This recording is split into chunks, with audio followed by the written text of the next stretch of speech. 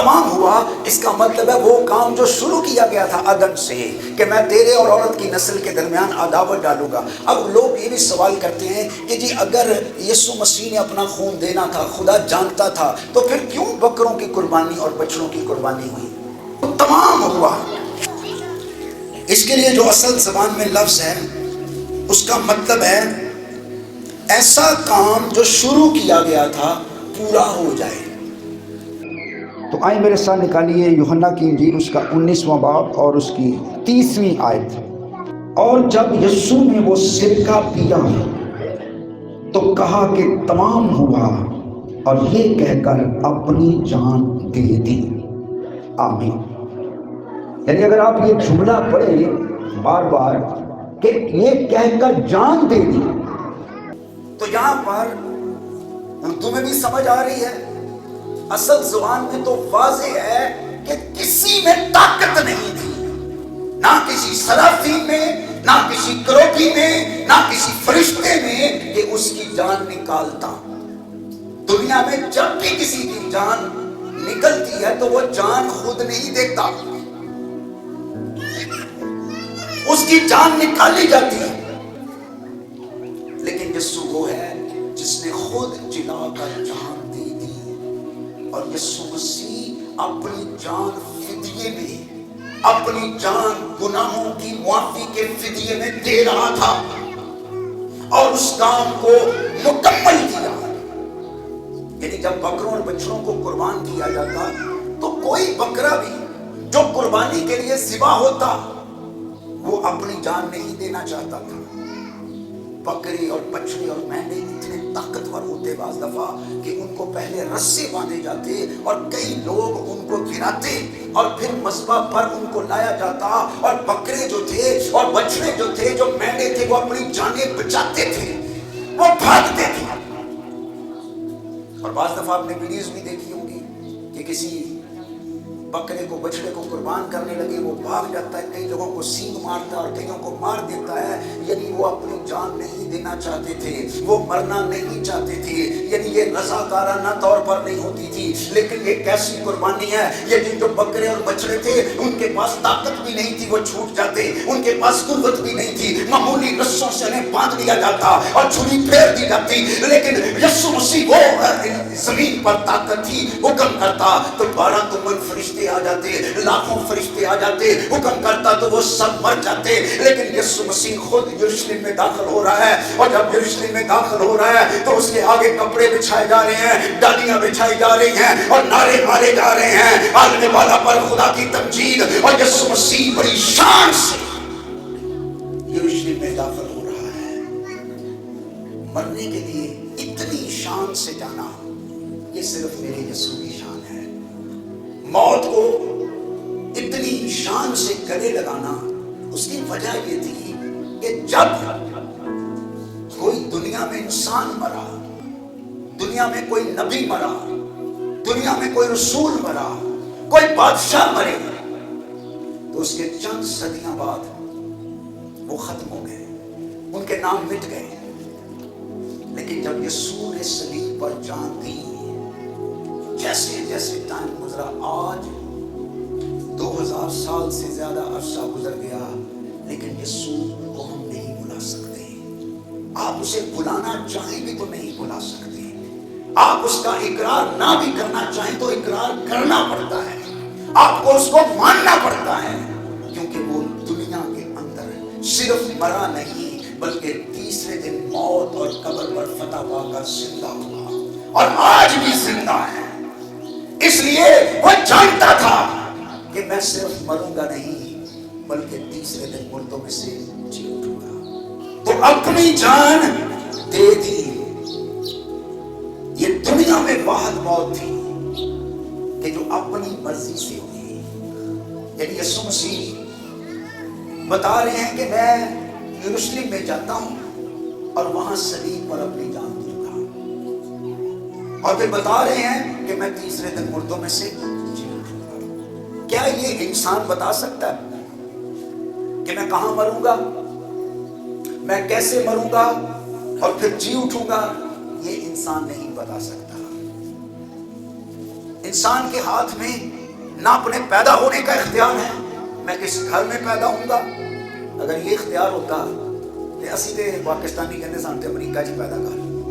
پچھلے دنوں میں ایک پوسٹ پڑھ رہا تھا، وہ کہہ رہے تھے کہ ہم دنیا کے ایسے علاقے میں پیدا ہوئے کہ جو بدترین ہے۔ میں سمجھتا ہوں ایسی بات نہیں ہے، ہمیں خداوند نے یہاں پر رکھا ہے اور لکھا اس نے ہماری حدوں کو مقرر کیا ہے، اس نے ہماری حدوں کو مقرر کیا۔ اور اگر ہمیں دنیا کے اندر خدا نے پاکستان میں پیدا کیا تو اس کا مقصد ہے تاکہ مسیح کا نام پاکستان میں پہچانا جائے، ہماری گواہی کے سبب سے، ہمارے چال چلن کے سبب سے یسوع کا نام یہاں پہچانا جائے۔ اور لکھا ہے تم دنیا کے نور ہو، یعنی تمہارے وسیلے سے لوگ مجھے جانیں گے، اس لیے یہ جگہ ہمارے لیے بڑی قیمتی ہے۔ پیدا ہونے کا اختیار ہمارے اختیار میں نہیں، اور کہاں مریں گے یہ ہمارے اختیار میں نہیں، کیسے مریں گے یہ ہمارے اختیار میں نہیں۔ یعنی پیدا ہونا اور مرنا، یہ کاغذ ہے، اس کے دو حصے ہیں، یہاں پر سمجھے پیدا ہونے اور یہاں پر مرنا۔ اگر ایک بھی ہمارے اختیار میں ہوتا تو اس کو ہم کنٹرول کر لیتے، ہمارے کنٹرول میں ہوتا، لیکن نہ پیدا ہونا اختیار میں نہ مرنا، اس لیے یہ ہمارے اختیار میں نہیں ہے، یہ ہماری اتھارٹی میں نہیں ہے کہ کہاں پیدا ہوں گے اور کہاں مریں گے۔ لیکن یسوع کہہ رہا ہے کہ میں یروشلم میں مروں گا، صلیب پر مروں گا، اور تیسرے دن مردوں میں سے زندہ ہوں گا۔ اور یہ کلام جو تھا یہ ثابت کر رہا تھا، اور یہ صرف انسان نہیں، وہ جو شاید کتاب میں لکھا ہے جب خدا آئے گا تو اندھوں کی آنکھیں کھول جائیں گی، بہروں کے کان کھول جائیں گے، لنگڑے حرم کی مانند چوکڑیاں بھریں گے اور گونگے کی زبان گائے گی۔ اور جب یسوع اندھوں کی آنکھیں کھول رہا تھا، بہروں کے کان کھول رہا تھا، لنگڑوں کو چلا رہا تھا، مردوں کو پاک صاف کر رہا تھا، اور اس وقت یہ ثابت ہو رہا تھا کہ یہ کون ہے؟ یہ خدا ہے، یہ خود خدا ہے۔ تو تمام ہوا۔ اس کے لیے جو اصل زبان میں لفظ ہے اس کا مطلب ہے ایسا کام جو شروع کیا گیا تھا پورا ہو جائے۔ یعنی ایسا کام نہیں جو ادھورا تھا، ادھورا وہ کام ہوتا ہے جو چھوڑ دیا جائے، جو پورا کوئی کر نہ سکے۔ تو خدا عدم سے ہی آدم سے کہا تھا کہ میں جب سانپ کو سزا دی تو کہا میں تیری اور عورت کی نسل کے درمیان کیا کروں گا؟ عداوت ڈالوں گا، وہ تیرے سر کو کچلے گا اور تو اس کی ایڑی پر کاٹے جاؤں گا۔ تو جب یسوع صلیب پر اپنی جان دے رہا تھا تو یہ ایسے تھا کہ اس کی ایڑی پر کاٹا گیا، لیکن جب وہ تیسرے دن زندہ ہوا تو یہ شیطان کا سر کچلا گیا۔ تو وہ عورت کی نسل یسوع مسیح ہے، مرد کی نسل ہوتی ہے لیکن وہ عورت کی نسل تھا، کیونکہ وہ سسٹم جو انسان کے پیدا ہونے کے لیے ہوتا ہے وہ مکمل نہیں، بلکہ روح القدس کی قدرت سے مقدسہ مریم حاملہ پائی گئی، اور وہ خون جو یسوع مسیح کے اندر تھا وہ پاک تھا، وہ بے عیب تھا، وہ صاف تھا، قربانی کے قابل تھا، کیونکہ مقدسہ مریم کا بھی خون یسوع کے لہو میں شامل نہیں ہو سکا۔ مقدسہ مریم ایک پاک کنواری تھی، اس جیسی عورت نہ کبھی آئی اور نہ کبھی آئے گی، ایسی پاک نہ ہوئی نہ ہوگی، لیکن مقدسہ مریم بھی انسان تھی، آدم کی سرشت کا گناہ بھی اس کے اندر تھا، لیکن یسوع کے خون میں اس کا خون شامل نہیں ہو سکا، کیونکہ الہی اب میں کچھ باتیں اوپنلی یہاں نہیں کر سکتا، لیکن جب انسانی بچہ پیدا ہوتا ہے تو ہم اس کا وہ جو پنجابی میں امبلیکل جس انگلش میں کہتے ہیں ناڑو جو ہوتا ہے اس کو کاٹتے ہیں، تو وہ جو ساری خوراک اس کے ذریعے سے بچے کے بدن میں آ رہی ہوتی ہے، اس لیے ماں کا خون اور باپ کا خون اس بچے میں شامل ہوتا ہے۔ لیکن کیونکہ یسوع کی پیدائش اس طریقے سے نہیں ہوئی بلکہ وہ روح القدس کی قدرت سے آیا، روح القدس کی قدرت سے پیٹ میں پڑا، کیونکہ مقدسہ مریم روح القدس کی قدرت سے حاملہ ہوئی، اس لیے وہ جو خوراک تھی۔ اب لوگ سوال کرتے ہیں کہ جی کیسے ہو سکتا ہے، پھر یسوع कैसे? अरे अगर कोई रूह कुद्स की कुदरत से मुकद्दसा मरियम के पेट में हामिला होकर आ सकता है तो क्या उसकी खुराक खुदा मुहैया नहीं कर सकता?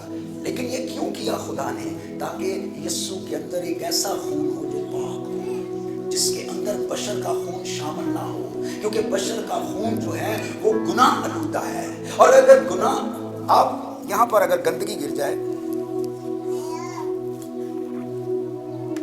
गंदा पानी हो और टेबल पर गिर जाए, तो आप और एक गंदा पानी लाएं और उससे साफ करें, हो जाएगा? नहीं, गंदे पानी को धोने के लिए पाक और साफ पानी चाहिए। तो गुनाह की गंदगी को धोने के लिए बर्रे का पाक लहू चाहिए था, और यीशु का लहू बेऐब और बेगुनाह था। और तमाम हुआ, इसका मतलब है वो काम जो शुरू किया गया था अदन से, कि मैं तेरे और औरत की नस्ल के दरमियान अदावत डालूंगा। अब लोग ये भी सवाल करते हैं कि जी अगर यीशु मसीह ने अपना खून देना था, खुदा जानता था, तो फिर क्यों बकरों की कुर्बानी और बछड़ों की कुर्बानी हुई? ये होती ना।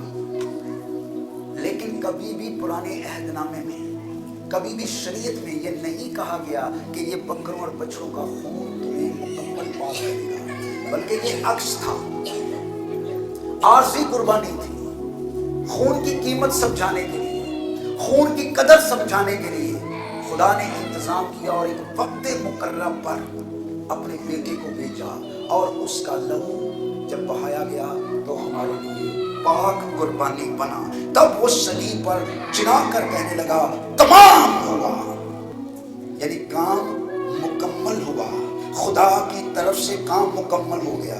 अब यहाँ पर जो मुकम्मल लफ्ज है उसका मतलब ये भी है कि वन साइडेड कंप्लीटेड, यानी एक तरफ से मुकम्मल है। अब जो दूसरी तरफ इंसान है उसका सिर्फ इतना ही काम है कि वो इस किए हुए काम को मान ले, इस पर ईमान ले आए, और जब ईमान लाएगा तो वो जो किया हुआ काम है जो खुदा की तरफ से मुकम्मल है, उसकी कुदरत से हम नजात पाएंगे।